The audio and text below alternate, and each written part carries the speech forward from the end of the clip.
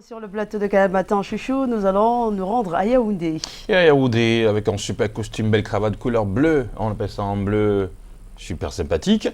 Monsieur Ghislain Pierre-Sonneau, vous avez le pouvoir, avec le cœur enflammé de joie, pour la revue de presse. Bonjour. Voilà, bonjour Thierry Carole, bonjour également à vous Soflane. Effectivement, je vous accueille comme à l'accoutumée, le cœur enflammé de joie, vous, mais également nos millions de téléspectateurs, ceux du Cameroun et du monde entier qui sont tous chargés fort d'informations. Bienvenue donc à ces rendez-vous, bienvenue à cet exercice. C'est la première partie de la revue de presse sur Canal Matin, sur Canal 2 International. En attendant le conseil des cabinets, ce sera le 31 janvier prochain, c'est-à-dire le dernier jeudi du mois, qui coïncide ainsi avec la fin du mois. En attendant donc ce conseil de cabinet, en tout cas, Joseph Dion Ngouté, le Premier ministre et chef du gouvernement, était entouré hier des membres du Conseil national de la décentralisation, un conseil qui tenait alors sa première session sous la conduite des bons soins de ce nouveau Premier ministre camerounais, Joseph Dion Ngouté, Premier ministre et chef du gouvernement. La pratique dont parle le quotidien camerounais à Capitole Public, Cameroun Tribune, édition de ce jour, consiste à implémenter la loi qui a été promulguée, on s'en souvient, le 24 décembre dernier par le président de la République, portant justement Code général des collectivités territoriales décentralisées, laquelle a justement donné un coup d'accélérateur à la décentralisation, soulignant ainsi la suppression, par exemple, de la fonction de délégué du gouvernement auprès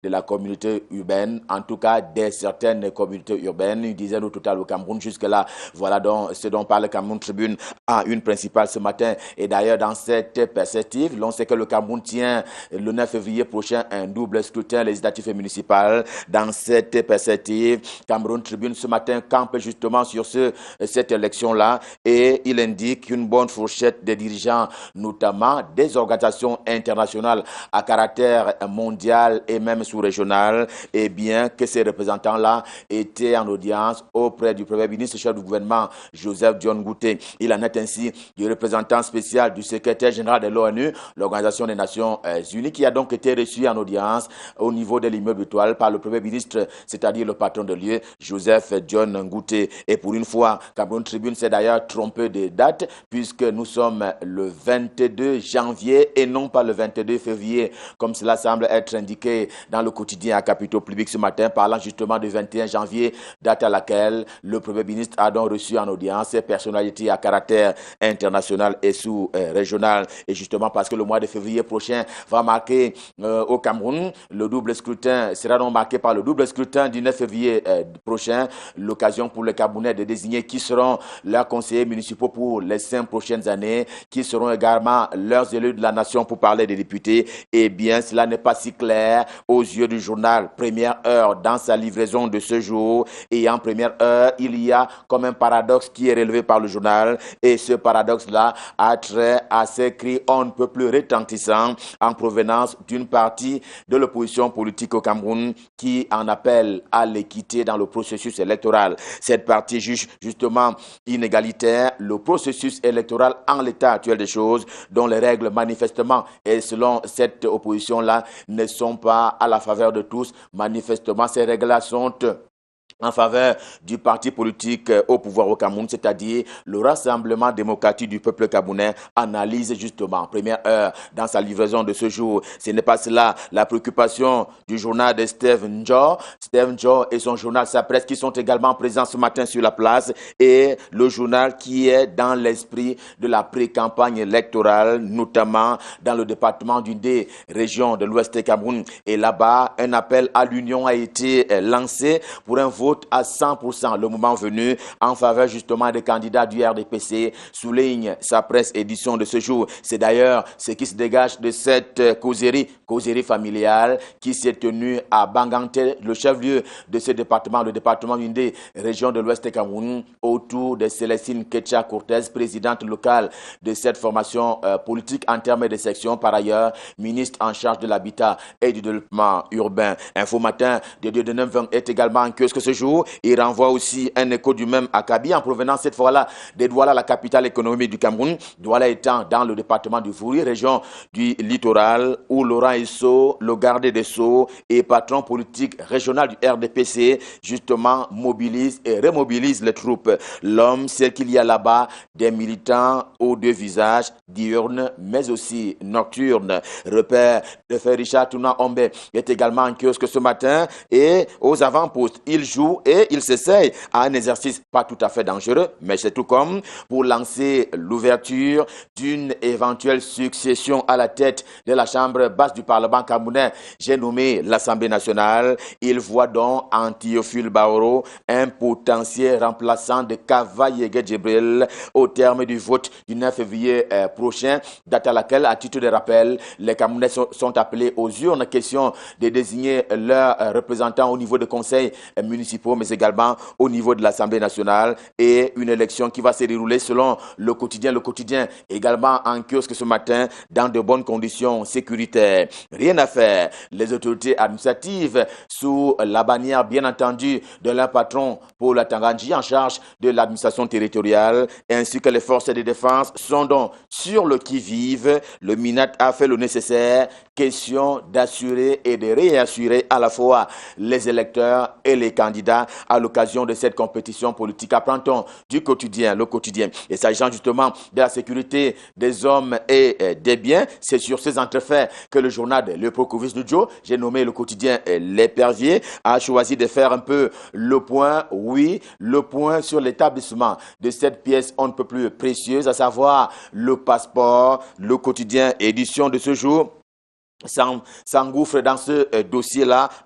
C'est au terme d'une enquête d'ailleurs que le journal a menée et pour lequel ce sont, dit-il, 15 000 dossiers qui sont en attente et qui sont en cours de traitement au niveau de la DGSN, la Délégation générale à la Sûreté nationale. En tout cas, voilà un problème qui est posé sur la table à propos de ce qu'il est convenu de considérer comme étant les lenteurs administratives par rapport aux demandeurs de passeport au Cameroun. Et pendant ce temps, la ville de Makenene, reconnue comme telle, comme étant justement le carrefour en termes touristiques pour ceux qui vont à destination de Bafoussam, la capitale de la région de l'Ouest Cameroun, ou dans le sens inverse du côté de Yaoundé, la capitale, eh bien, cette escale-là, cette destination touristique à maille à partir avec à la fois la lumière et l'eau, faute de lumière et faute d'eau potable. Makerene a mal à sa peau, selon le journal qui a donc mené une enquête. Le quotidien bleu estime que c'est une ville qui ploie sous le joug de la sécheresse. Cela dure d'ailleurs depuis 6 mois. Il faut faire quelque chose car, à l'état actuel des choses, les populations sont exposées à des maladies diverses. D'ailleurs, elles se débrouillent comme elles peuvent. Question de trouver un peu de pitance en termes d'eau potable. Et selon une enquête qui a été menée par le quotidien bleu, ça gronde déjà en sourdine du côté de Makenene. Au JICAM, ça gronde par contre sur la place publique, comme l'indique d'ailleurs la une principale du quotidien bleu, le journal d'Aman Mana. Son président, Célestin Tawamba, qui pointe donc un doigt accusateur sur la direction générale des impôts. Le journal L'économie va dans le même sens. Il explique ce phénomène se fait à son tour par le fait que les relations entre la dite direction générale, celle des impôts, et le groupement interpatronal du Cameroun étaient devenues quelque peu difficultueuses à cause des impôts trop durs et trop pressés, souvent dirigés contre les patrons, si l'on s'en tient à la colère justement de Célestin Tawamba. Et c'est la une principale du quotidien L'économie qui traite aussi de cette question ce matin. Et qu'au matin également en kiosque ce matin trouve d'ailleurs la situation déjà inquiétante du moment où c'est au chef de l'État à qui la lettre est adressée en provenance du JICAM. Et selon les informations dont le journal a possession, eh bien, c'est une lettre qui a déjà été convoyée et qui serait manifestement déjà sur la table du président de la République.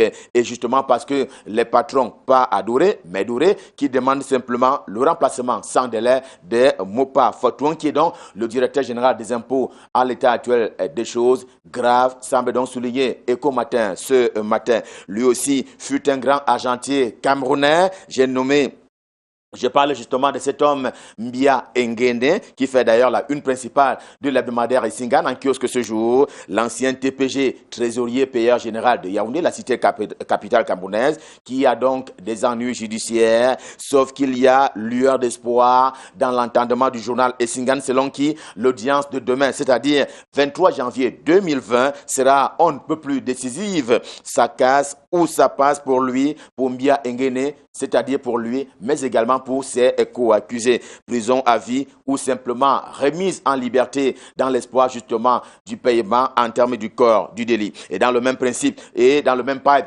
voyons in extenso quelle est la liste de ces fonctionnaires fraudeurs. Ils ont osé bénéficier indûment d'ailleurs des rappels en termes sur solde et sur pension. Eh bien, des vrais faux fonctionnaires et contractuels de l'administration publique qui pillent les caisses de l'État dans tous leurs états. C'est dans le journal Le Soir, le journal d'Armand Bianda également ce jour. Et c'est fait partie justement de ce pourquoi le journal Identité, tout aussi en kiosque ce mercredi, justement souligne que la fonction publique camerounaise ne va pas sans plaie, dont certaines sont hélas béantes.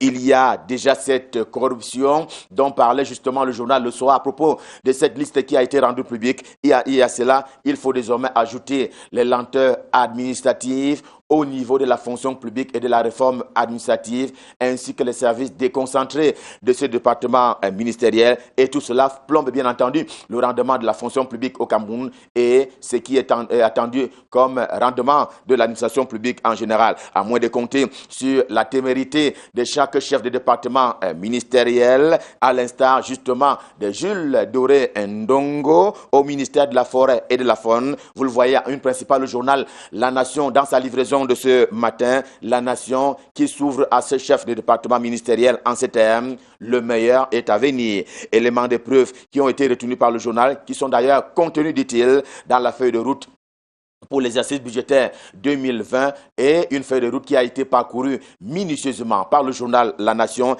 et qui partage justement ce parcours-là avec ses lecteurs dans sa livraison du jour. Priorité et santé cependant pour le journal Notre Santé, où le professeur Samé Ekobo prend justement la parole et il apprend d'autorité. Le président de l'école doctorale Vie et Santé à l'université de Yaoundé 1, c'est Angwekele, cherche l'homme. Oui, il y a du travail, mais peu de cerveau disponible, tant certains partent pour un ailleurs et à la recherche justement d'un meilleur vivre en termes de revenus sur le plan financier, mais cela plombe et pénalise bien entendu la recherche camerounaise. Heureusement, certains font montre, dit-il, du patriotisme scientifique et sont restés à la maison. Les professeurs Dieudonné Emmanuel Pegnem, Maurice Tuente, Jean-Claude Chouanke, entre autres, qui sont cités en termes d'exemple ce matin par rapport à ce gros concept qui est donc proposé par le journal ce matin, à savoir le patriotisme scientifique. Un cas de recherche aussi abouti qu'utilisé, c'est la télévision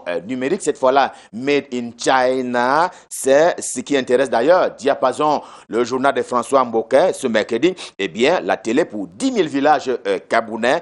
Voilà ce que vise la Chine qui s'empare ainsi de ce secteur de la vie nationale pour parler justement de la télévision numérique au Cameroun. Et pour la fin, ce sont justement un certain nombre de faits qui sont recensés, question de mettre tout cela à l'actif justement d'une entreprise chinoise qui s'implante ainsi progressivement, subrepticement, mais alors définitivement en zone rurale par rapport à cet élément de la vie dans sa modernité globale. Pour la fin, ce 22 janvier 2020, prenons un peu l'angle avec le journal Paysan Info, tout aussi en kiosque ce matin. Et au pied de une, il est annoncé la vidéosurveillance dans nos lycées et collèges, là où elle n'existait pas encore. En tout cas, c'est une mesure qui est prise et qui va être impulsée par Nalova Lyonga, la ministre camerounaise en charge des enseignements secondaires. Mais la une principale du journal Paysan Info, vous allez le voir, édition de ce jour, est aussi formelle qu'offensive. Le Cameroun, le pays de Roger Mila, le pays de Paul Biya et de Samuel Eto'o-Fils rejette simplement la co-organisation de la CAN pour ce qui est de l'édition de l'année prochaine en 2021. Le pays de Roger Mila, disais-je tantôt, tient encore le bon bout et tout est mis en œuvre, dixit justement Paysan Info en kiosque ce matin. Revue de presse, Made in Yaoundé, édition de ce jour, stop fin, le cœur enflammé de joie, nous vous avons servi. On prend naturellement rendez-vous pour demain quand il sera 7 h pour le même exercice et nous serons dans les mêmes dispositions et prédispositions, question de vous servir. Pour le moment, et c'est une invitation, rendons-nous du côté de Douala, la capitale économique du Cameroun, question d'y retrouver l'homme à l'adresse particulière, j'ai nommé Michael Chipkio pour la suite et la fin de la revue de presse. Bonjour Michael, c'est à vous à Douala. Pierre, et la suite à Douala avec le quotidien La Nouvelle Expression qui nous reparle du décès de l'avocat justement maître Sylvain Sop et de fortes pressions justement sur l'hôpital central de Yaoundé. Le journal constate que c'est donc la première fois que l'établissement hospitalier va se retrouver au centre de pressantes sollicitations par de nombreuses institutions pour la manifestation d'une vérité très attendue et qui promet selon La Nouvelle Expression d'être très dur à avaler. Le journal cite par exemple le collectif des avocats qui assure la défense des dirigeants du MRC dont le défunt était le chef de file qui promet d'être très exigeante. Entre-temps, le ministre de la Santé publique également qui a annoncé une enquête administrative suite à ce décès. Aussi, le journal parle de l'ordre des médecins du Cameroun qui annonce également des investigations autour de la mort de maître Sylvain Sop. Le dénominateur commun de toutes les commissions d'enquête dont l'issue s'annonce riche en rebondissements, écrit La Nouvelle Expression, et d'avoir au centre, le centre des urgences justement de l'hôpital central de Yaoundé, dont les responsables doivent certainement être sur des braises ardentes depuis la survenue de cette tragédie, écrit La Nouvelle Expression en kiosque ce mercredi. Le journal parle aussi des problèmes dans des établissements scolaires, de la violence en milieu scolaire, effectivement, après la survenue des événements de Colbison à Yaoundé. C'est la psychose désormais dans de nombreuses écoles de la métropole économique du Cameroun. Depuis ce drame de Colbison il y a quelques jours, les administrations dans les lycées et collèges ont pris des mesures préventives. Pour la plupart, l'on redoute de ce que se reproduise le nouveau film, le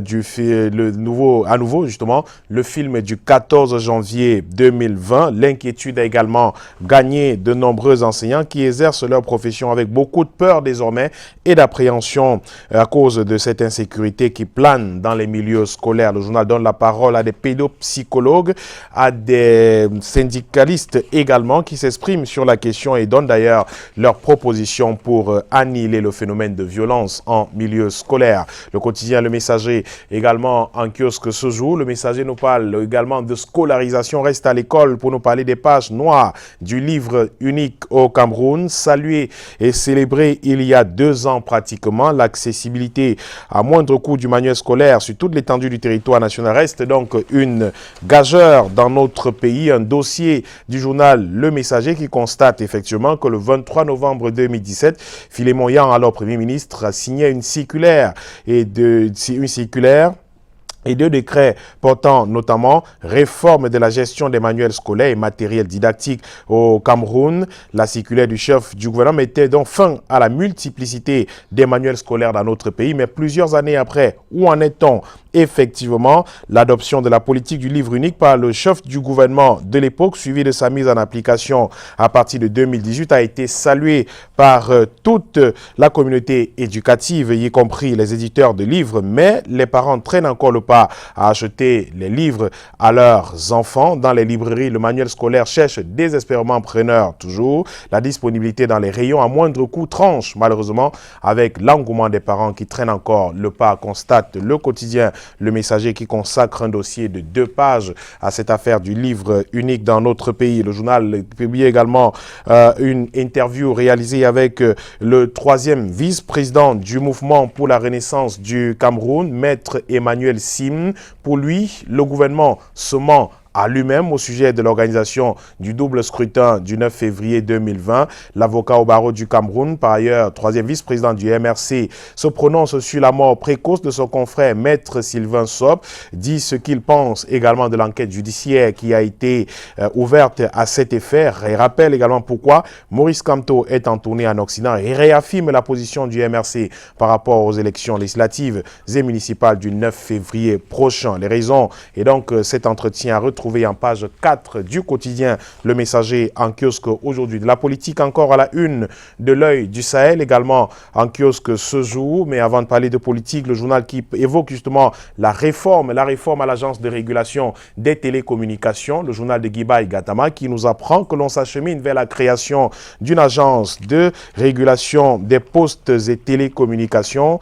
La désignation des responsables de la nouvelle entité pourrait enclencher la fin de la crise actuelle entre les dirigeants de l'agence de régulation des télécommunications, écrit le journal L'Œil du Sahel en kiosque ce jour, qui ne parle également, je vous le disais, de politique avec le département du Diamaré.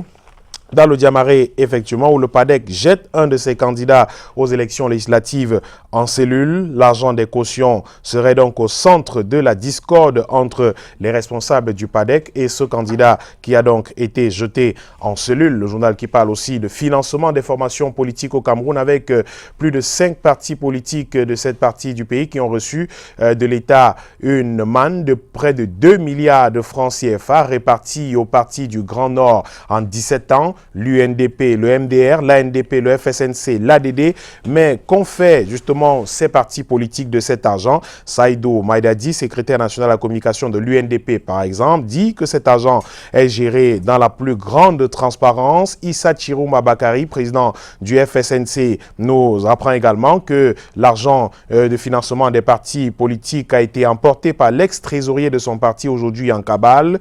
Abdoulaye Ado de l'ANDP dit également que l'argent reçu aide à implanter le parti dans tout le pays. Le journal mène une enquête justement, il nous donne des chiffres autour des montants reçus par ces formations politiques et de la gestion de cet argent. C'est donc à lire dans le journal L'Œil du Sahel en kiosque ce mercredi. Info Matin parle aussi de politique et des législatives et municipales avec cette sortie de Laurent Esso il y a quelques jours même ici à Douala, le chef de la délégation du Rassemblement démocratique du peuple camerounais pour la région du littoral, effectivement, qui a pris la parole dans la métropole économique du Cameroun en appelant justement des membres du Rassemblement démocratique du peuple camerounais à se mettre au travail pour aller justement à l'assaut des urnes le 9 février 2020. Pour bien gouverner le Cameroun, il faut maîtriser sa capitale économique, a-t-il également lancé. Le RDPC doit donc tenir les commandes de Douala, titre